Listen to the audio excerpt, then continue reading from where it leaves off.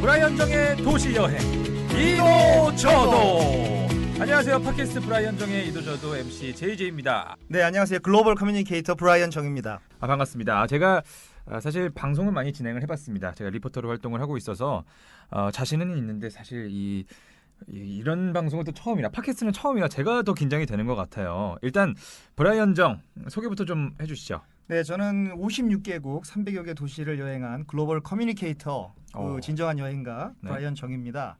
저를 외국 사람으로 생각하는 사람이 있는데 이름이 브라이언이기 때문에 네. 저는 한국 사람이고요. 예. 다만 그 해외 사람들과 이렇게 비즈니스를 하면서 또 여행을 하면서 이렇게 자연스럽게 또 편의상 외국 이름을 갖게 됐습니다.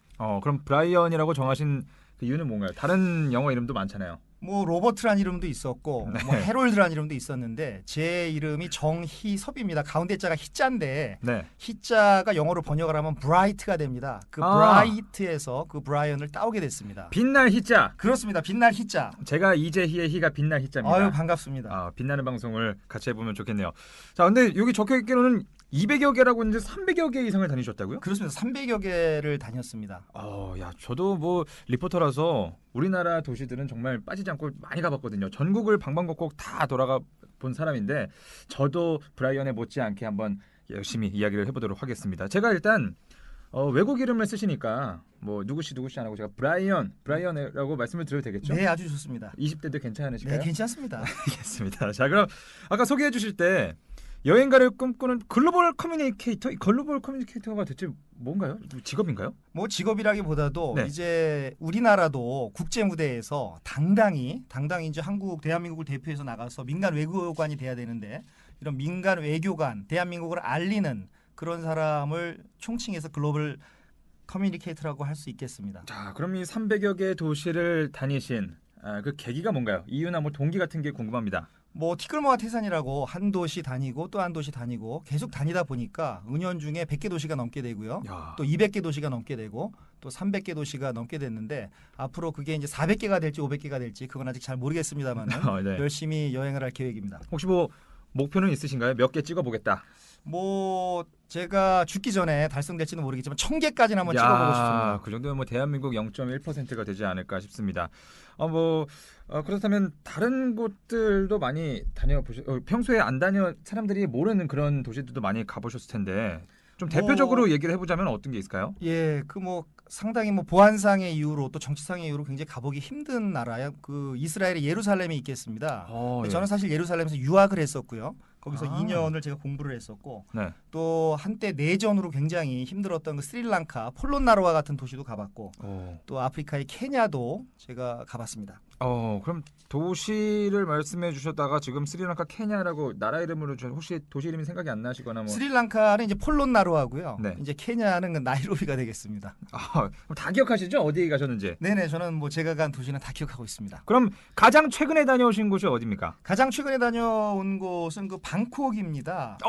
방콕이요? 네. 어떠셨어요, 방콕은? 그 태국 사람들은 그 방콕이라고 하지 않고 방콕을 크롱탭이라고 합니다. 크롱탭이 그 천사란 뜻인데 어쨌든 그 우리나라 사람들이 그 방에 콕 있는다라는 의미의 방콕이 아니라 진짜 방콕을 다녀왔습니다. 뭐 시시각각 변하는 방콕을 다녀왔습니다. 저도 지난 6월에 가장 최근에 다녀온 도시가 바로 방콕인데 방콕은 정말 파라다이스입니다. 그렇습니다. 다시 한번 꼭 가보고 싶네요. 자, 팟캐스트를 이제 시작을 본격적으로 할 텐데 어떤 각오로 임하시겠습니까, 브라이언? 뭐 각오라기보다는 제가 이제 많은 나라를 가봤으니까 제가 가고 오면서 겪었던 여러 가지 경험들이 네? 여행을 꿈꾸는 분들한테, 여행을 계획하는 분들한테 도움이 됐으면 하는 그런 바람입니다. 저도 도움이 되도록 열심히 한번 해보도록 하겠습니다. 자, 그럼 오늘의 첫 번째 도시 여행을 떠나보겠습니다. 오늘의 도시는 어디입니까? 오늘의 도시는 바로 가깝고도 먼 나라, 그 우리나라에서 1시간 10분밖에 안 걸리는 일본의 나가사키입니다. 나가사키요. 일본 하면 여행 생각하면 딱 오사카나 뭐 오키나와 뭐 도쿄 요 정도 생각하는데 그렇습니다. 나가사키는 짬뽕밖에 안 떠오르거든요. 그렇습니다. 네, 나가사키 보통 네. 이제 도쿄나 오사카를 많이 생각을 하는데 나가사키는 여러 가지 기록을 가지고 있습니다. 우리가 사람들이 어떤 것을 선정을 할 때 뭐 3대 기타리스트, 뭐 3대 빵, 뭐 3대 짜장면 이런 식으로 어떤 수식어를 붙이는 것을 좋아하는데 네. 나가사키가 바로 그런 타이틀을 가진 그런 도시입니다. 3대 항구 도시, 네. 3대 야경 도시, 오. 또 3대 카스테라가 있는 도시, 또 일본에서 가장 맛있는 짬뽕이 있는 도시 이런 식으로 수식어가 많이 붙는 나라이고 또 여러 가지 스토리텔링을 갖고 있는 그런 도시라고 할 수 있습니다. 3대 3대 하셨는데 우리나라 3대 글로벌 커뮤니케이터 누굽니까? 그게 그 안에 바로 드시나요? 예, 그게 바로 접니다. 알겠습니다. 자신감이 넘치신데 자 그럼 나가사키로 한번 떠나보도록 하겠습니다. 자 나가사키 하면 떠오르는 대표적인 이미지가 뭘까요? 저는 아무리 생각해도 짬뽕밖에 모르겠어요. 나가사키 하면은 뭐 저는 근대화라고 생각을 합니다. 네. 이 나가사키를 통해서 일본의 메이지 유신이 이루어졌고 근대화가 이루어졌고 했기 때문에 어떤 손에 보이는 것이 아니라 우리가 나가사키 하면 가장 생각나는 것이 근대화라고 할 수가 있습니다. 보이는 것을 구체적으로 얘기한다 그러면 뭐 전차가 되겠죠. 아 전차요? 그렇습니다. 전차는 그 홍콩이나 뭐 유럽 같은 데 가면 독일 전차 군단 독일 이런 거 생각나는데 일본에도 전차가 많이 있어요? 그렇습니다. 일본에도 사실 대도시에서는 전차가 많이 사라졌습니다. 그래서 이제 거의 뭐 볼 수가 없는데 나가사키는 아주 100년 이상 된 노면 전차라고 하는 네. 일본말로 이제 노멘 덴샤라고 하는데 그 전차를 일상생활에서 이용하고 있는 그런 도시라고 할 수 있습니다. 그럼 딱 느낌이 나가자마자 전차가 쫙 다니고 있으면 뭔가 이국적일 것 같아요. 그럼 이 속력은 어느 정도 나오나요? 빠른가 이게? 속도가 우리가 생각하는 것보다 상당히 느립니다. 한 약 40km 정도이기 때문에 성격이 급한 한국 사람들은 이것을 타면 약간 안달증이 날 수 있는 네. 그렇지만 일본 그 나가사키 사람들은 이 1호선부터 5호선까지 있는데 네. 이 4개의 노선을 가지고 그 곳곳을 다니고 있습니다. 근데 제가 1호선부터 5호선까지 있다고 말씀을 드렸는데 지금 그러니까요. 갑자기 4개 네. 노선이라고 말씀드린 이유는 네. 2호선이 없습니다. 2호선이 왜 없습니까? 저도 굉장히 재밌게 느껴졌는데 어떤 사람은 그 잘 뭐 사회자님도 그 JJ도 잘 들으셨겠지만 네, JJ. 그 히로시마의 원폭을 맞고 나가사키가 두 번째로 원폭을 맞은 도시입니다. 그래서 그렇죠. 그 나가사키 사람들이 이자 두 번째라는 것에 트라우마가 생겨서 그 이자를 뺀 게 아닌가 이렇게 해석하는 사람도 있고 네. 어떤 사람은 그 2번이라는 게 어떤 죽음과 연관되는 것이 아닌가 그래서 일부러 뺀 게 아닌가 보통 사람들은 이제 그 사자를 아시아에서는 그렇죠. 사자를 죽음이라고 사자가, 생각을 네. 하는데요. 그래서 그게 뺀 거 의견이 분분하지만 정확히 저도 잘 모르겠습니다. 여러 가지 설들이 그럼 있는 거군요. 그렇습니다. 2호선이 없는 게 좀 아쉽네요. 여기도 지금 2호선 사당역 아니겠습니까? 예. 제가 2호선을 즐겨 타는데. 네 그렇습니다. 제가 또- 나가사키 시장님한테 다음에 가서 왜 2호선을 네. 건설하지 않는지 한번 물어보겠습니다. 그러면 해주실까요? 뭐 해주지는 않을 것 같지만 시도는 해보겠습니다. 알겠습니다. 아니, 오래된 이런 전차들을 아직까지 운영을 왜 계속 하고 있는 걸까요? 그 지하철이 따로 없는 건가요? 지하철이 따로 없습니다. 후쿠오카 예. 인근 도시 후쿠오카에만 가도 지하철이 있는데 나가사키는 지하철이 없습니다. 근데 1920년대에서 30년대에 도쿄나 오사카나 후쿠오카 같은 데서 전차들을 폐지하게 됩니다. 네. 차량이 많아지기 때문에 교통체증이 생겨서 전차를 폐지하게 되는데요. 그 폐지된 전차를 나가사키 쪽으로 이렇게 옮겼다고 합니다. 그 옮긴 그 여러 가지 디자인의 전차를 네. 나가사키에서 운영을 하고 있는데 그것은 아마 그 나가사키 사람들이 이 항구 도시이다 보니까 더 전통을 지키려고 하는 습성이 있어서 그런 것이 아닌가 뭐 그런 생각을 해봅니다. 여러 가지 종류의 전차들이 많이 있겠네요. 그럼 그 홍콩에서 볼 수 있는 2층짜리 전차 이런 것도 있나요? 이게 영국의 어떤 식민지였거나 조차지가 아니었기 때문에 네. 2층은 없고요. 2층은 없고 전부 다 단층으로 되어 있지만 그 전차 내부가 고풍스러운 그 바닥이 고풍스럽게 그 나무로 되어 있습니다. 밑에 바닥이요? 그렇습니다. 예. 그 100년 정도 돼 보이는 굉장히 고풍스러운 나무로 되어 있고요. 네. 물론 요즘에 그 도입된 것은 플라스틱으로 된 것도 있고 또 철제로 된 것도 있지만 그 나무로 된 것이 굉장히 멋있습니다. 재밌겠네요. 한번 타보고 싶은데 아니 그럼 나가사키로 주 관광지를 이렇게 다 갈 수가 나가사키에 주 관광지를 다 갈 수가 있을 텐데 그럼 가격이 좀 걱정이 됩니다. 원래 일본 하면 물가가 좀 비싸다거나 그래서 제가 돈 걱정이 먼저 되는데 그렇습니다. 이게 중요하거든요. 일본의 그 교통비라고 하는 것은 굉장히 비쌉니다. 우리나라의 그러니까요. 최소한 2배 내지 3배 어떤 곳은 뭐 4배, 5배까지 돼서 뭐 실질적으로 뭐 이렇게 타고 다니는 게 굉장히 버스 한번 타면서도 지하철 한번 타면서도 부담을 많이 느끼는데 제가 그 일본을 안 가봐서 그러는데 일본에서 대략 그 대중교통을 이용하면 얼마 정도 듭니까? 보통 평균적으로 한 250엔에서 한 300엔 정도 또 이제 아. 거리로 차동을 두기 때문에 400엔 정도 되는데 얼추 지금 환율로 계산해 보면 4천 원이 넘는 돈입니다. 우리 2배 이상이네요. 그렇습니다. 그럼 이 근데 전차는요? 나가사키는 굉장히 저렴해서 가격이 착합니다. 120엔이고요. 아, 예. 그 1일권을 사게 되면 이제 500엔을 내면 됩니다. 그러니까 4번 이상 타게 되면은요. 그 1일권을 사는 게 훨씬 유리하게 되는 것이죠. 그렇군요. 그럼 어디서나 구매를 할 수가 있는 겁니까? 티켓은? 그 어디서나 구매를 할 수는 없고요. 보통 사람들이 이제 그 전차 안에서 그 전차 기사분한테 그것을 구입하려고 하는데 네. 그렇게 할 수는 없고 그 나가사키 중앙역에 있는 그 인포메이션 센터나 아니면은 그 4성급 호텔, 그 나가사키에도 4성급 호텔이 꽤 있는데요. 네. 4성급 호텔의 그 안내 데스크에서 판매를 하고 있습니다. 아, 호텔에서도 판매를 하네요. 그렇습니다. 특이합니다. 나가사키에 대해 정말 하나도 몰랐었는데 오늘 처음부터 새로운 것들을 좀 배워보는 것 같습니다. 그럼 네. 나가사키의 전차들을 타고 본격적으로 여행을 시작하도록 하겠습니다. 금강산도 식후경이니까 나가사키도 식후경이죠. 나가사키 하면 떠오르는 바로 그 하얀 국물의 나가사키 짬뽕. 일단 한 그릇 좀 먹어보고 둘러봐도 될까요? 그렇습니다. 나가사키 짬뽕이 너무 유명하죠. 그렇습니다. 나가사키 짬뽕이 근데 왜 유명한 거예요, 대체? 그 나가사키 짬뽕은 우리나라의 그 짜장면과 마찬가지로 네. 그 중국의 맛과 그리고 일본의 특히 나가사키의 해산물이 결합된 그런 어떤 그 토착화된 그 음식이라고 할 수가 있겠습니다. 아니 근데 나가사키 하면 짬뽕 하면 중국이잖아요. 그렇습니다. 왜 일본에서 이게 중국의 음식이 이렇게 발달을 해가지고 이렇게 맛있어졌는지 궁금하네요. 예. 우리가 생각하기에는 그 짬뽕이라고 하는 것이 역시 그 빨간 국물, 굉장히 그렇게 그 매운 듯한 그런 뉘앙스를 풍기는데요. 그렇죠. 이게 술 한잔 하고 나서 다음 날에 짬뽕인데 딱. 그렇죠. 해장 짬뽕을 하게 되죠. 예. 해장 라면이나. 네. 그런데 그 일본 사람들이 매운 것을 잘 못 먹습니다. 그래서 그 사람들을 이렇게 아찌 하면서 이 못 먹는다라는 감탄사를 많이 하는데 어떻게 한다고요? 아찌 뭐 이런 식으로 아찌. 그렇습니다. 이런 식으로. 예. 그래서 이 못 먹는 사람이 굉장히 많은데 네. 거기서 이제 그 빨간 맛을 뺀 것이죠. 일본 사람 입맛에 맞게끔 빨간 맛을 뺀 것입니다. 좀 심심할 것 같은데. 예컨대 뭐 그 우리나라 네. 인천에도 그 차이나타운이 있는데요. 그 차이나타운에서 그 짜장면이 우리나라에 와서 우리나라 사람 입맛에 맞게끔 약간 단맛이 가미되고 네. 약간 끈적끈적한 질감이 있게 변한 것과 마찬가지로 그 나가사키 짬뽕 같은 경우에도 그 매운맛이 없어지면서 색깔도 유해지고요. 또 거기에 어떤 그 돼지 뼈를 삶은 국물이 들어가서 네. 은은한 맛을 내게끔 그렇게 그 로컬라이제이션이 된 그 지역화가 된 그런 음식이라고 할 수 있겠습니다. 그럼 나가사키 안에 있는 그 차이나타운이 있겠네요. 얼마나입니까 그게? 아까 제가 그 서두 부분에 말씀을 드렸듯이 네. 나가사키는 그 수식어가 많이 붙는 그런 도시인데요. 3대 차이나타운, 일본의 3대 차이나타운이 있는 도시가 나가사키입니다. 그게 바로 나가사키군요. 아니 중국인들은 정말 어딜 가나 다 있어요. 그렇습니다. 차이나타운이 없는 나라가 없지 않을까 싶은데. 거의 뭐 전 세계에서 화교가 없는 나라는 없고요.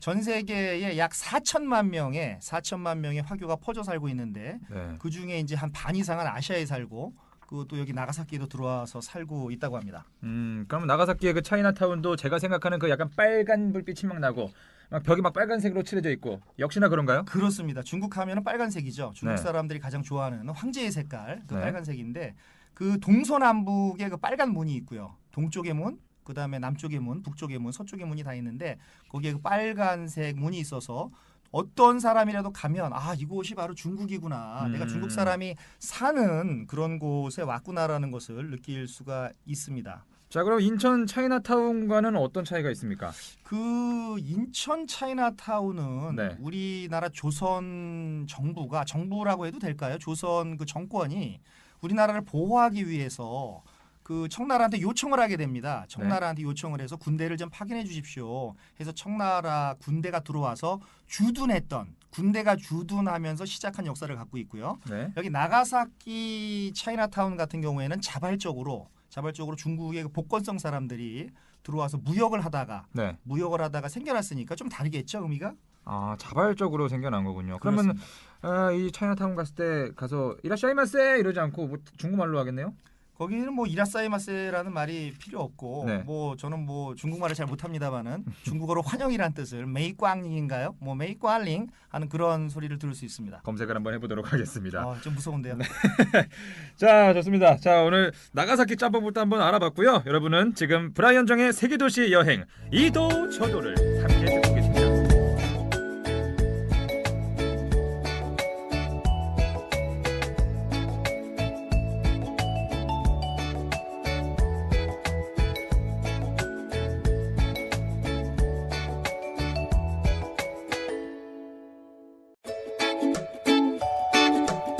나가사키 짬뽕 한 그릇 이제 마셔봤고요. 그러면 나가사키 짬뽕 먹었으니까 후식이 좀 필요할 것 같은데 뭐가 또 유명합니까 나가사키는? 나가사키 하면 역시 그 카스테라입니다. 일단 카스테라요? 그 짬뽕을 네. 먹고 나서 그 느끼한 입맛을 확실하게 그 제어해줄 수 있는 그 카스테라를 드시는 게 맞습니다. 아니 근데 짬뽕도 그렇고 카스테라도 그렇고 이게 다 외국 음식이네요. 그렇습니다. 엄밀히 따지면 외국에서 들어온 음식이죠.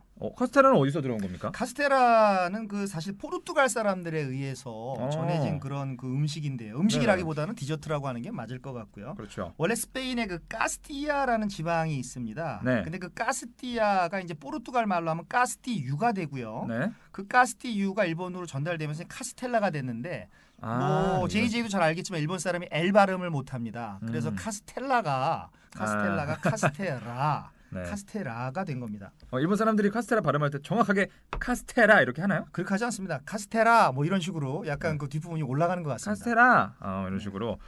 그러면 카스테라가 또 왜 유명한지 궁금한 게 저는 사실 카스테라는 안에 든 게 없잖아요. 저는 그냥 그렇습니다. 찐빵 같은 거 안고 이렇게 들어가 있고 팥 들어가 있고 이런 거 좋아하는데 사실 카스테라는 우유랑 같이 먹어야지만 좀 사르르 녹는 맛이 있거든요. 근데 이 카스테라는 왜 뭐가 다릅니까? 일본의 우리나라 카스테라는 좀 약간 푸석푸석한 감이 있는데 네. 나가사키 카스테라는 확실히 다릅니다. 네. 그리고 나가사키에는 뭐 300년부터 100년 이상 된 여러 가지 카스테라 제조업체들이 있는데요. 그 제조업체들이 그 제조업체만의 레시피를 자랑하면서 네. 그 정말 레시피. 특징적인 맛을 자랑하고 있습니다. 어떤 특징이 있습니까? 그 예를 들어서 어떤 그 카스테라는 약간 초콜릿 맛이 우리가 초코테라라고 하는데요. 어떤 오. 초콜릿 맛이 강하고 네. 어떤 회사가 만드는 것은 과일 향, 무슨 망고 향이라든가 파인애플 향이라든가 사과 향이라든가 이런 향이 좀 강하고 어떤 회사는 우리는 계속 정통의 그 맛을 강조하겠다. 그래서 계속 그 은은한 맛을 그 내는 정통 카스테라를 고집하는 그런 그 제조업체도 있습니다. 그럼 은은한 정통의 카스테라면 우리나라에서 먹는 카스테라랑 비슷할 것 같은데 뭐 식감이 똑같아요? 달라요 어떻게? 그러니까 네. 일반 떡과 찹쌀떡을 먹는 그런 식감이라고 보시면 되겠습니다. 우리가 일반 쌀떡과 찹쌀떡을 먹는 기분은 좀 다르겠죠, 그죠? 찹쌀떡을 먹을 때 약간 이렇게 잘근잘근 씹히는 그런 맛이 있고, 네.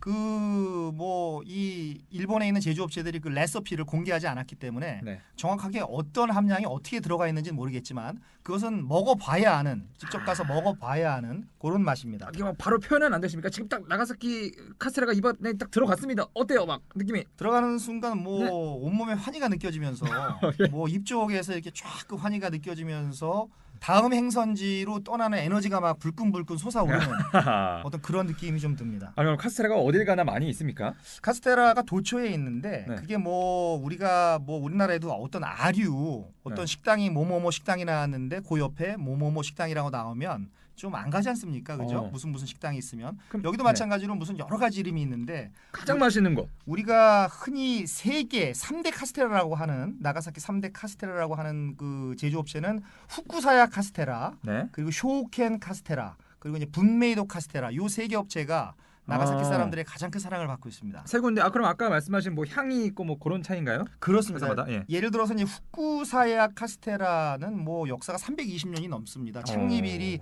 1624년이니까요. 네. 뭐 생각하기만 해도 뭐 대단한 것이죠. 생각만 해봐도. 네. 또 쇼켄이라고 하는 회사는 창립 연도가 1681년도고요. 다 오래됐네. 다 오래됐습니다. 분메이도 같은 경우도 뭐 제일 어리다고 하지만 1900년이니까 이것도 100년이 넘었습니다. 근데 쇼켄 같은 경우에는 아까 말씀드린 대로 그 초콜릿 맛이 듬뿍 들어간 그 초콜라떼, 뭐 초코테라라고도 맛있겠다. 하는데 초콜라떼라고 보통 부르고요. 네. 그리고 후쿠사야 같은 경우에는 가장 큰 형님이라서 그런지 그 전통적인 맛, 정통 카스테라로 쭉 가고 있고요.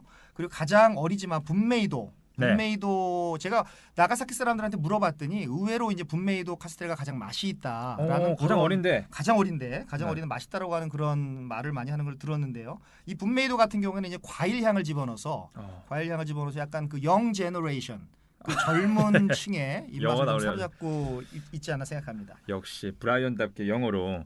브라이언은 그럼 셋 중에서 어디가 제일 맛있었습니까? 저는 뭐 세 군데를 다 먹어봤지만 네. 가장 그 어린 분메이도 역시. 카스테라가 저는 뭐 분메이도하고 아무런 상관이 없지만 네. 그 분메이도 카스테라가 가장 그 맛있는 것 같습니다. 그리고 분메이도 카스테라는 그 찾아가기도 쉽습니다. 분메이도 카스테라 본점이 있거든요. 네. 본점이 있는데 그 건물이 굉장히 그 고풍스럽고 우아한 그런 목조 건물입니다. 근데 그 1호선 전차 오하토역이라고 있습니다. 오하토역 바로 앞에 네. 바로 앞에 있어서 또 찾아가기도 쉽습니다. 알겠습니다. 그러면 오늘 나가사키 짬뽕에 이어서 후식인 나가사키 카스테라도 한번 맛을 봤습니다. 설명만 들어도 막 배가 부른 것 같고 입에서 막 사르르 녹는 느낌이 막 나네요. 나중에 나가사키 가면 제가 전통 카스테라들을 모두 먹어보도록 하겠습니다. 자, 나가사키가 보면 음식들이 다 외국에서 오고 이 다른 나라의 문화가 많이 들어왔다는 게 신기합니다. 전차도 그렇고 서양 문화가 좀 많이 있는 것 같은데 그럼 원래부터 나가사키는 서양 문화에 개방적이었나요? 그렇지 않습니다. 사실 그 1636년에 네. 1936년에 기독교의 포교가 금지가 됩니다. 사실 어. 서양 선교사들이 동양으로 진출할 때 가장 큰 목적은 종교를 전파하는 것이죠. 종교를 전파한 이후에 그들의 문물을 전파하는 과정에서 어떤 비즈니스 시설을 늘려가는 게 하나의 전략이었는데 네. 일본도 역시 우리나라와 그 마찬가지로 1636년에 기독교 포교를 금지하게 됩니다. 그래서 처음에는 그 외세의 세력이 들어오는 것에 아주 극렬히 반대한 그런 나라였죠. 그런데 지금은 이렇게 서양의 느낌이 나고 그런 거네요. 그렇습니다. 근데 왜 그렇게 금지를 했었을까? 그러면 외국에 있는 분들이 들어오지도 못했겠네요, 거의. 그래서 우리가 그 이 기독교 금지령과 가장 그 이렇게 같은 맥락으로 생각해야 되는 것이 대지마라고 하는 인공섬이 있습니다. 이 인공섬. 대지마라고 하는 것은 우리가 생각하기에는 아니 그 외국인들이 들어와서 살게 하는 거니까 개방한 것이 아니냐. 네. 쇄국 정책을 하면서 왜 개방을 했느냐 이렇게 생각할 수도 있는데 그런 게 아니라 조그만 인공섬을 만들어서 하천 위에 인공섬을 만들어서 너희 외국인들은 그 섬에서만 살아라. 나오면 안 된다. 나오면 아하. 안 된다라는 그런 의미로 섬을 만들어줘서 어떻게 보면 대지마라고 하는 것은 일본 쇄국 정책의 상징 같은 그런 장소입니다. 대지마요. 예. 우리한테 손대지마 약간 그런 거 아닙니까?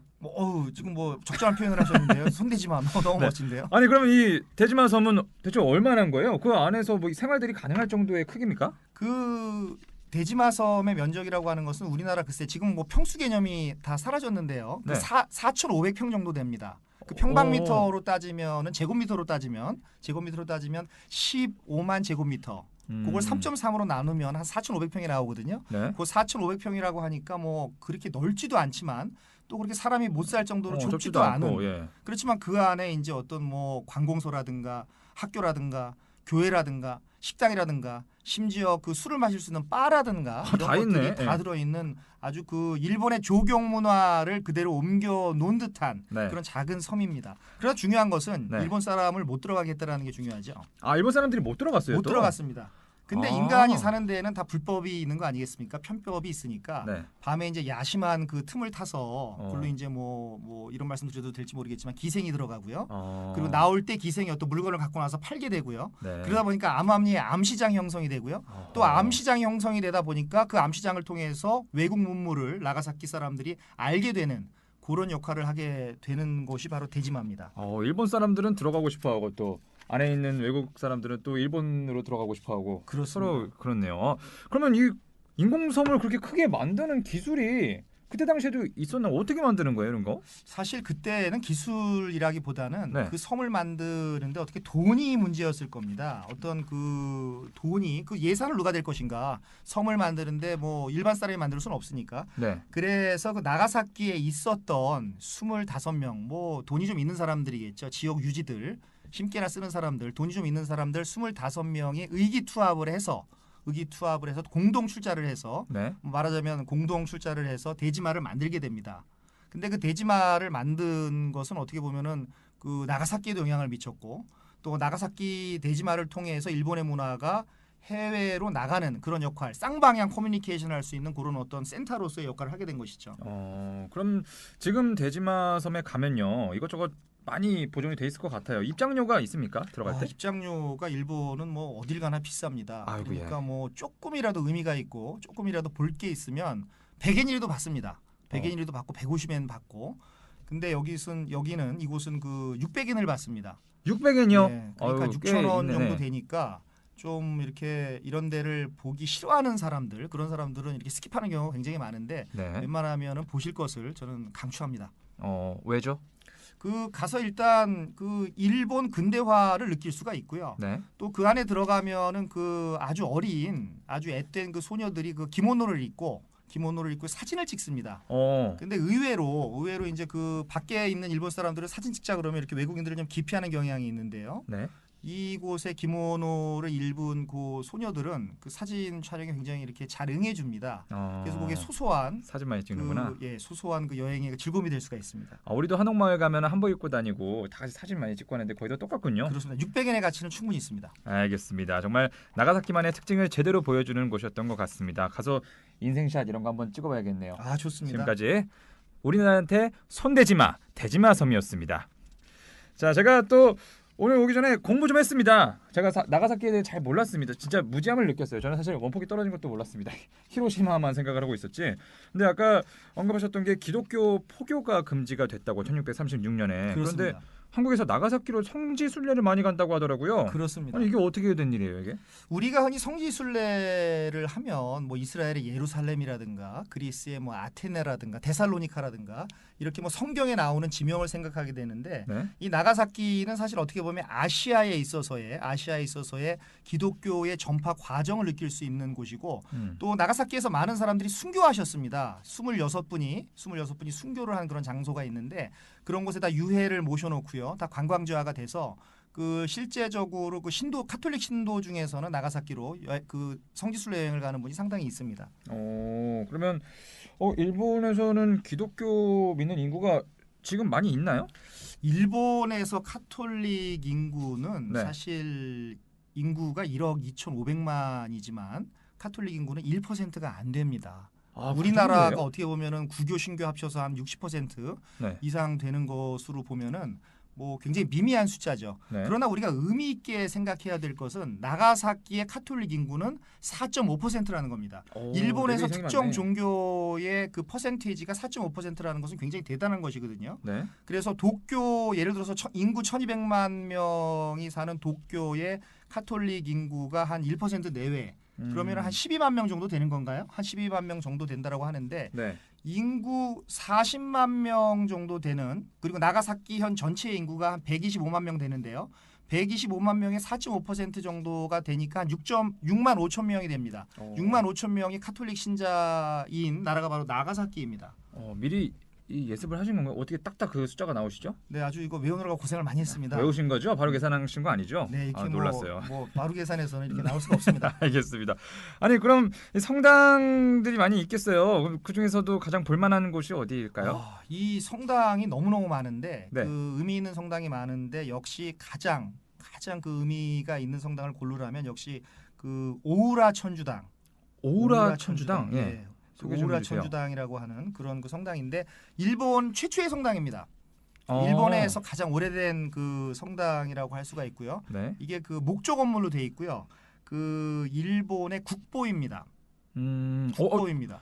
성당인데요? 네, 성당을 성당이 국보로 지정을 근데 했어요. 원래 어떤 나라든 간에 국보라고 하는 것은 우리나라도 국보 1호가 남대문인데요. 다 자기 나라의 것들을 국보로 선정을 하는데 그렇잖아요. 예. 이건 사실 어떻게 보면 서양의 것입니다. 서양의 것인데 일본 사람들은 그 국보로 선정을 했습니다. 오우라 천주당의 의미를 둬서 의미를 부여해서 국보로 그 선정을 했습니다. 그 국보로 선정하는데 꼭 우리나라 게 아니어도 된다 이런 생각을 갖고 있나 보네요. 어떻게 보면 굉장히 개방적인 그런 사상이라고 할 수가 있죠. 자, 그러면 이것도 혹시 입장료가 역시나 있습니까?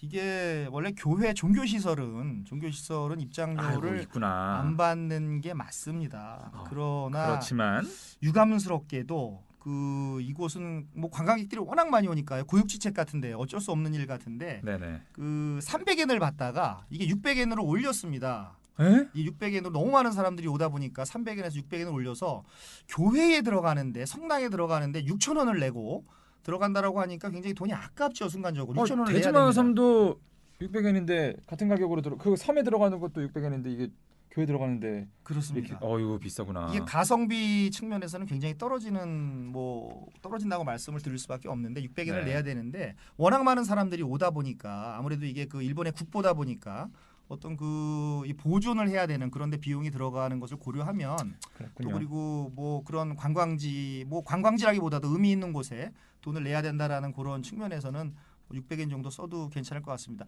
그래서 워낙 요 성당 안에서는 미사는 드리지 않고요. 관광지화가 됐기 때문에 미사는 드리지 않고 그 옆에 편의상 현대식 건물을 하나 지어놨습니다. 그 건물에서 미사를 지냅니다. 이게 상당히 돈 내고 들어가는 게 좀 아쉽긴 하지만 그래도 뭐 추천해 주셨으니까 가게 되면은 한번 들어가 보도록 하겠습니다.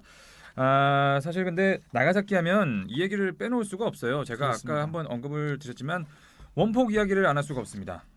끔찍한 일이긴 하지만 근데 왜 나가사키의 원자력 폭탄이 떨어진 이유가 있나요? 근데 원래 이 뭐 인생이란 뭐 순식간 한순간이다 이런 말이 우리가 있지 않겠습니까? 네. 원래 나가사키는 원자폭탄이 그 떨어질 도시가 아니었습니다. 그런 게 원래 이유들이 다 있나 봐요. 이유가 다 있습니다. 그래서 순간적으로 바뀐 그 비운의 운명, 어떤 비극이 발생하게 되는데요. 네. 원래는 그 큐슈 지방, 그 나가사키가 있는 그 큐슈 지방의 북쪽에 고쿠라라고 하는 도시가 있습니다. 이 고쿠라라고 하는 도시가 있는데 고쿠라 바로 옆에는 또 모지코라는 도시가 있고요. 네. 모지코라는 도시 바로 건너편에는 우리가 잘 아는 시모노세키, 약간 한국 욕 같은데요. 그 시모노세키 예. 같은 네. 그 도시가 있는데 그 도시를 다 파괴할 수 있기 때문에 일본이 효율성을 따져서 어떻게 보면 굉장히 나쁜 생각이죠. 사람을 죽이는데 효율성을 따졌으니까요. 그래서 고쿠라에 떨어뜨림으로써 모지코를 파괴하고 시모노세키를 파괴하려고 했으나 네. 가는 날이 장날이라고 그날이 날씨가 너무 안 좋았습니다. 구름이 끼고 폭탄을 정확하게 투하할 수 있는 그런 시계를 확보할 수 기상 없으니까 상태가 내려가자. 남부로 내려가자고 해서 나가사키에 원폭을 투여한 겁니다. 정말 비운의 도시라고 할 수가 있죠. 나가사키는 후보에도 없었는데 그냥 날씨 때문에 갑자기 바꾼 게 나가사키인 거예요? 그렇습니다. 아니 그럼 이렇게 막 터뜨려도 되는 거예요? 뭐 되게 위험한 건데 그냥 이렇게 할까 저렇게 할까 그냥 순간적으로 결정해서 그냥 터뜨려 버리네요. 저는 뭐 일본을 좋아하지도 않고 싫어하지도 않는 사람입니다만 어떻게 보면 저는 미국을 제 이름도 영어 이름 브라이언이 있어서 미국을 더 좋아하면 좋아했지 일본을 옹호하는 사람은 아닙니다만은 정말 이 시점에서는 어떻게 인류를 상대로 이런 그 핵무기를 실험을 했는가라는 그런 면에서는 굉장히 미국이 좀 미워지는 그런 포인트라고 아니할 수 없습니다. 실험이라고 하셨는데 그 어떤 실험이었나요? 사실 그 인류에게 직접 살상용으로 원폭을 실험한 것은 히로시마와 나가사키가 마지막이지 않습니까? 앞으로 일어나서는 안 될 일인데 이게 그냥 죽나 안 죽나 실험인가요? 실험이라고 저는 봅니다. 실험이라고 봅니다. 그러니까 사람을 상대로 인간을 상대로 아직 이 핵폭탄의 위력을 시험을 안 해본 상태였기 때문에 다 이제 그 지하 핵실험이라든가 우리가 북한이 하듯이요. 네. 지하 핵실험을 해왔는데 진짜 인명 살상용으로 실험한 것이 히로시마와 나가사키니까요. 굉장히 어떤 비극의 한 장면이었고 이 원폭이 떨어진 지점에서 어떤 관광객은 하염없이 눈물을 흘리면서 그날의 어떤 그 여러 가지 사진이 전시되어 있는 것을 보면서 어떤 그 이렇게 우는 그런 사람들도 많이 봤습니다. 현대사의 비극입니다. 그렇죠. 아니 히로시마와 나가사키가 두 군데가 원폭이 있었는데 그럼 방식은 같았나요? 그게 방식이 다릅니다. 제가 그래서 미국이 실험했다라고 하는 말을 드린 이유가 뭐냐 그러면 히로시마에 떨어진 원자폭탄은 원료가 우라늄입니다. 우리가 원소기호 제가 화학 시간에 배웠던 거 다 잊어버렸는데요. 저도 잊어버렸습니다. 우라늄이고요. 235인가 233가로 기억이 되는데 나가사키에 떨어진 원자폭탄의 원료는 플루토늄입니다. 그러니까 히로시마에는 우라늄이 들어간 원자폭탄을 실험을 해본 것이고요. 그리고 나가사키에는 플루토늄이 들어간 원자폭탄을 실험을 해본 것이죠. 근데 그 방식이 다릅니다. 그 히로시마에 떨어진 원자폭탄 같은 경우에는 공중에서 폭발을 합니다. 공중 한 600m 정도 되는 지점에서 하늘에서 폭발을 합니다. 하늘에서 폭발을 해서 그 열기가 퍼지면서 사람을 죽이는 방식이고요. 나가사키에 그 투하된 원자폭탄은 그거보다 훨씬 아래 지면에 거의 닿을 듯 말 듯한 지면에 거의 뭐 100m 이내까지 내려와서 폭발했으니까 거의 뭐 지면에서 폭발했다라고 봐도 뭐 과언이 아니죠. 그러니까 하나는 저 위 600m 상공에서 폭발을 했고요. 하나는 저 아래에서 폭발을 한 것이니까 방식은 굉장히 다르다라고 볼 수가 있습니다. 그럼 생긴 것도 좀 다를 것 같은데요? 생긴 것도 다릅니다. 제가 여기서 약간 그 이 원자폭탄 투하 방식에서 좀 화가 나는 그런 그 어떤 대목인데요. 그 폭탄 이름을 지었습니다. 히로시마에 떨어진 그 원자폭탄에는 리틀보이라는 이름을 넣었고요. 나가사키에 떨어진 원자폭탄은 그 팬맨, 우리가 흔히 말하는 뚱뚱보죠. 팬맨이라고 하는 이름을 그 붙였습니다. 사람을 죽이면서 이렇게 희덕거리는 것도 아니고 사람을 죽이면서 어떤 폭탄 이름은 리틀보이, 어떤 폭탄 이름에는 그 팬맨. 근데 그게 뭐 어떤 장난이라기보다도 핵폭탄의 디자인이 그렇습니다. 리틀보이는 좀 홀쭉하고요. 그리고 팬맨은 가운데가 불룩합니다. 그래서 그 형태를 보고 약간 뚱뚱하게 생긴 것은 팬맨. 네. 그리고 약간 그 길어 보이는 것은 리틀보이 이렇게 진 것입니다. 길면은 리트보이가 아니라 롱보이, 뭐 톨보이 이래야 되는 거 아니에요? 근데 이게 뭐 가로로 보느냐 세로로 보느냐에 따라서 그 기준이 달라질 수 있기 때문에 네, 그 어떤 형태적으로 이렇게 나눈 것입니다. 아 그렇군요. 아, 약간 팬맨, 리트보이 이런 게 캐릭터 이름처럼 막 느껴지기도 하고. 그렇습니다. 그렇네요. 아 정말 안타까운 일이 아닐 수가 없습니다. 그럼 사실 나가사키가 이렇게 폭탄이 한번 터지고 나서 많은 피해가 있었을 텐데 네. 지금은 완벽하게 재건을 한 거잖아요. 지금은 뭐 대단합니다. 완벽하게 재건이 됐고 많은 전문가들이 나가사키 원폭 이후에 향후 100년 동안은 풀 한 폭이 살 수 없을 것이다 라고 이렇게 예상을 했지만 지금 뭐 자연이 다 복원이 됐고요. 네. 뭐 이렇게 사람들이 다 이렇게 살고 있는 걸 보면 우리 이 자연의 생명력이라고 하는 것, 자연의 강인함이라고 하는 것을 우리는 느낄 수 있는 것 같습니다. 알겠습니다. 끔찍한 일이 있었지만 이렇게 멋진 도시가 지금 잘 보존이 돼 있다는 게 정말 다행이네요. 여기서 한 가지 제가 더 말씀드리고 싶은 것은 그 히로시마에 떨어진 원자폭탄보다 나가사키에 떨어진 원자폭탄이 2배 이상 강한 겁니다. 그럼에도 불구하고 히로시마에 핵폭탄이 떨어졌을 때 나가사키 핵폭탄보다 약한 핵폭탄이 떨어졌을 때 14만 명이 죽었고 네. 나가사키는 히로시마 핵폭탄보다 훨씬 강함에도 불구하고 7만 명이 죽었습니다. 그래서 많은 분들이 의아해하십니다. 아니 왜 더 강한 핵폭탄이 떨어졌음에도 불구하고 히로시마의 반밖에 안 죽었느냐. 네. 근데 그것은 이렇게 설명드릴 수가 있을 것 같습니다. 나가사키엔 산이 많습니다.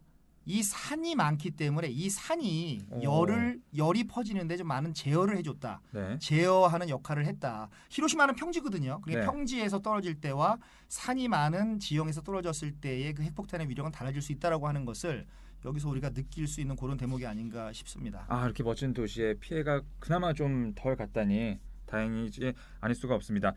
자 여러분은 지금 브라이언 정의 세계 도시 여행 2도 저도를 듣고 계십니다.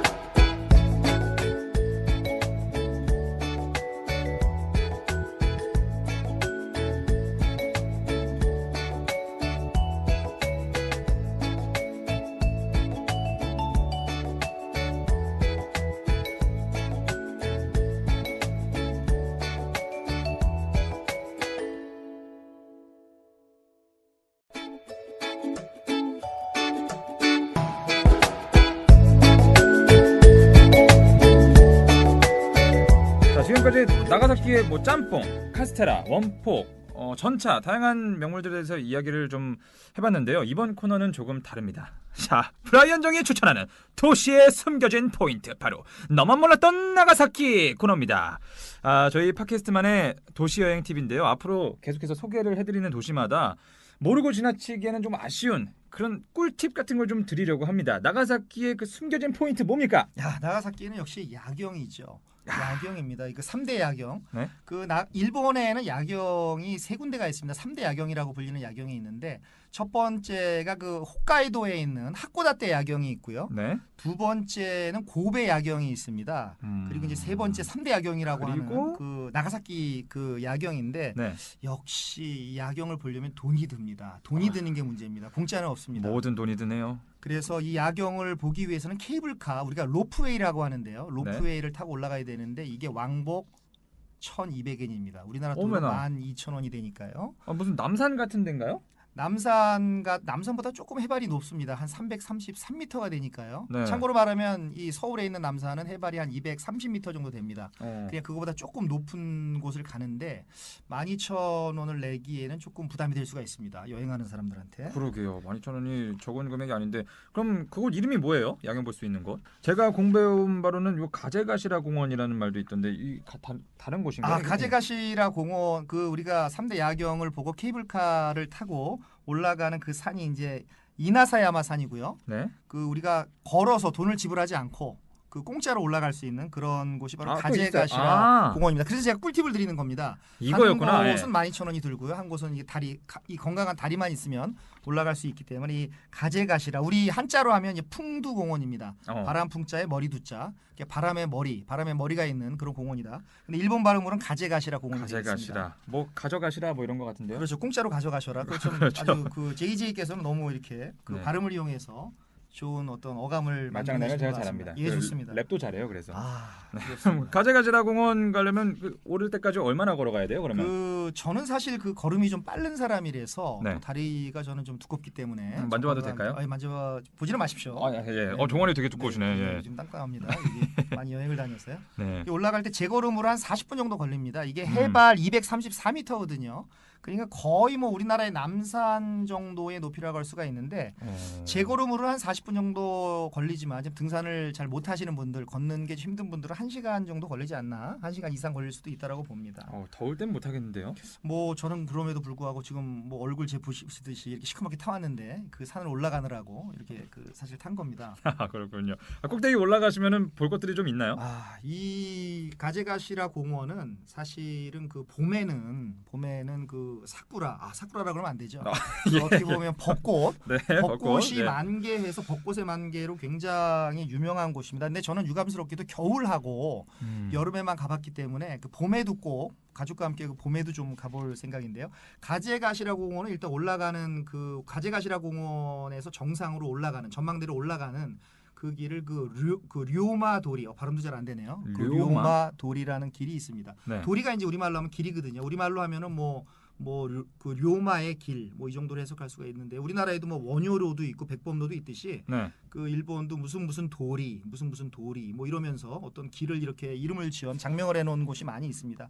근데 이게 료마라는 것이 일본 근대화의 영웅인 사카모토 료마의 이름을 따서 만든 길이기 때문에 사람 이름이었구나 료마도리입니다. 이게. 어떤 인물인가요? 이 일본의 그 소프트뱅크라는 회사가 있습니다. 아주 큰 회사죠. 그 야구팀도 있잖아요. 그렇습니다. 예. 야구팀도 있습니다. 소프트뱅크 호크스라고 하는 후쿠오카를 베이스로 하는 그 야구팀이 있는데 네. 그 소프트뱅크의 그 창업자가 제일교포 손정희 회장입니다. 우리가 잘 아는 손정희 회장인데 손정희 회장께서 인터뷰를 할 때 이런 말씀을 하셨습니다. 내가 일본에서 가장 존경하는 사람은 사카모토 료마다. 이런 말씀을 하신 적이 있는데 그 토쿠가와 이에야스, 오다 노부나가와 더불어서 일본 사람들이 가장 존경하는 사람이 바로 사카모토 료마입니다. 어떤 사람이길래 그렇게 다들 존경하는 거예요? 이분이 왜 유명하냐 그러면 사실 그 나가사키는 이분의 그 출생지는 아닙니다. 이분의 출생지는 아니고 이분은 고치라는 도시 다른 도시에서 태어났는데요. 네. 이분이 이제 그 33살에 이렇게 운명을 암살을 당하신 그런 분인데 이분이 그 메이지 유신 근대화를 성공시킨 주역입니다. 근대화를 성공을 시킨 그 주역이고 그 많은 사람들이 이분 때문에 일본이 근대화될 수 있었다라고 이렇게 믿는 그런 분입니다. 그래서 이분 그 가제가시라 그 공원의 그 정상에는 이분의 동상이 세워져 있습니다. 그 동상을 보면 저는 지금 말씀을 이렇게 드리지만 직접 가서 보면은요 그 동상이 상당히 큰데요. 네. 굉장히 매력적이고 그분을 조금이라도 아시는 분은 큰 감동을 느끼실 수 있습니다. 네, 료마 동상도 볼 수가 있겠고, 그 아까 말씀하신 벚꽃 있잖아요. 네. 벚꽃이 근데 우리나라에도 벚꽃 볼 수 있는 곳이 많이 있잖아요. 근데 거기서 보면 뭔가 좀 다릅니까? 뭐 3대 야경 그런 데서 보면? 일단은 뭐 밤에는 뭐 벚꽃이 보이지 않겠죠. 그러나 이제 그 낮에 벚꽃을 보는데 일단 벚꽃이 그 일본의 꽃이고요. 그 일본의 꽃이고 그 산 전체가 벚꽃이 이렇게 만개했다라고 하면 우리나라는 이 부분 있는데 네. 그 이 가제가시라 공원 쪽은 적어도 료마도리 근처는 전부 다 벚꽃 나무가 있습니다. 그러니까 그 양적인 면에서 우리나라의 그 벚꽃 명소보다는 훨씬 크다라고 할 수가 있겠죠. 알겠습니다. 가제가시라 공원을 두 다리로 오르면 1,200엔을 아낄 수가 있다. 그렇습니다. 그리고 그 거기서 더 좋은 양질의 그 고품격 야경을 즐길 수 있다라는 것입니다. 네, 저희의 숨겨진 코너였죠. 너만 몰랐던 나가사키였습니다. 자, 오늘 브라이언과 나가사키 도시 여행에 대해서 얘기를 좀 나눠봤습니다. 저는 나가사키를 하나도 몰랐었는데 오늘 많은 걸 배워가네요. 뭐 여행을 하다 보면 뭐 이렇게도 없고 저렇게도 없고 또 어깨 너머로 듣고 또 관심을 갖다 보면 또 공부하게도 되고 뭐 그러다 보니까 이렇게 또 많은 것을 또 얻게 되는데 이런 것들이 뭐 이 방송을 듣는 분들한테 조금이라도 도움이 됐으면 좋겠습니다. 자, 오늘 듣는 분들 중에서 이런 분들에게 나가사키를 추천하고 싶다. 한 말씀해 주시죠. 네, 아주 좋은 질문이십니다. 그 나가사키는 어떤 도전의 도시입니다. 패기의 도시입니다. 또 개방의 도시입니다. 또 글로벌 도시입니다. 그리고 여러 가지 문화가 혼재된 도시입니다. 그래서 뭔가 새로운 것을 해보려고 도전하는 사람들, 할까 말까 고민하는 사람들, 뭔가 나의 어떤 그 호연지기는 좀 없는 것 같다. 나는 호연지기가 좀 떨어지는 것 같다.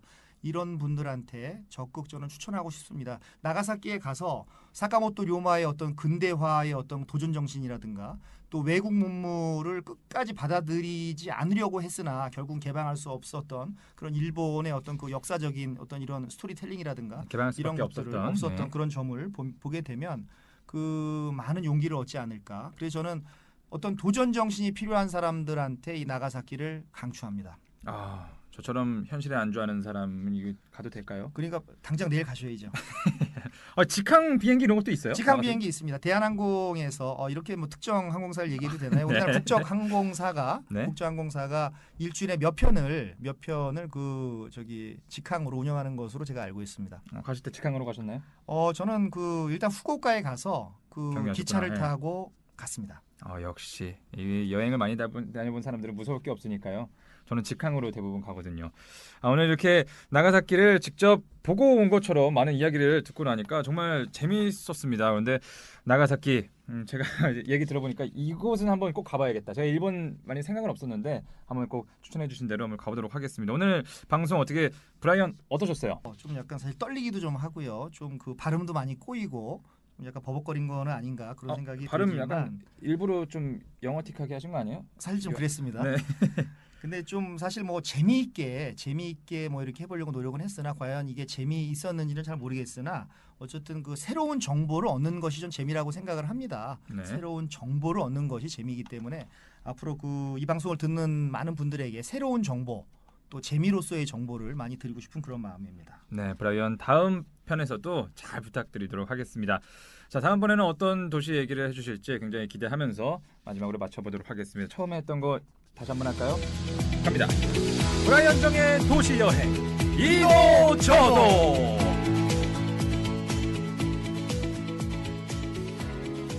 네, 그 카스테라 집 이름이 뭐였죠? 그 맛있다고 하신 데가? 그 북메이도죠. 분메이도. 근데 그럼 카스테라랑 짬뽕만 드셨어요? 계속 다니는 동안? 사실은 이제 할 말이 너무 많았는데 네. 그게 이제 시간 때문에 제가 못했는데 네. 사실 그 진짜 맛있는 토마토 라면이라고 들어보셨어요? 이거 들어는 본 것 같은데 네. 근데 맛이 이상할 것 같은데 토마토라면? 그 육수 그냥 육수라 그러면 좀 그런데 그 토마토를 갈아서 네. 그 라면 육수죠. 라면 육수라고 합시다. 그 라면을 만든 토마토 라면 집이 있는데 그 아까 말씀드렸던 그 차이나타운 근처에서 굉장히 가깝습니다. 이거 사진이에요? 이게 사진입니다. 약간 짬뽕 같다. 예, 약간 짬뽕스럽죠. 근데 네. 요 위에 이렇게 올려진 게 그 가지인데 가지를 오. 정말 그 이렇게 기름에 살짝 데쳐서 올려놨는데 이게 650엔입니다. 가격이 한 6,500원 정도 괜찮다. 되는데요. 괜찮습니다. 토마토 맛이 그러면 향이 나면은 이게 약간 좀 안 맞을 것 같아. 상큼하잖아요, 약간. 이게 색감- 짭조름한 맛이 나면서 그 이 라면 가게 이름이 그 라멘 히이락이라는 그런 가게 이름입니다. 그 라멘 히이락인데 조금 점심 시간에 가면은 한 20분 정도 기다려야 됩니다. 많은 사람들이 줄 서 있기 때문에 기다려야 되는데 이것은 제가 아까 그 말씀 못 드렸던 그 나가사키의 맛집이라고 할 수가 있겠습니다. 오늘 방송에 이게 나갈지 모르겠지만 몇 번 드셨어요, 이거는? 요거는 한 7번 먹었습니다. 거기서 7번 이상. 7번 그럼 제일 먹었습니다. 맛있었던 거 보네요. 근데 점심시간에 때 맞춰서 가면 공깃밥을 무료로 줍니다. 점심시간만 줍니다. 그 점심시간 그 일본에서 무료로 뭘 얻어먹는 그 기분이 굉장히 좋거든요. 다 돈 내야 되는데. 다 돈 내야 되는데. 네. 그래서 650엔짜리 요 라면을 먹으면 그 네. 공깃밥을 공짜로 준다. 요게 중요한 겁니다. 토마토 라면 먹어봐야겠다.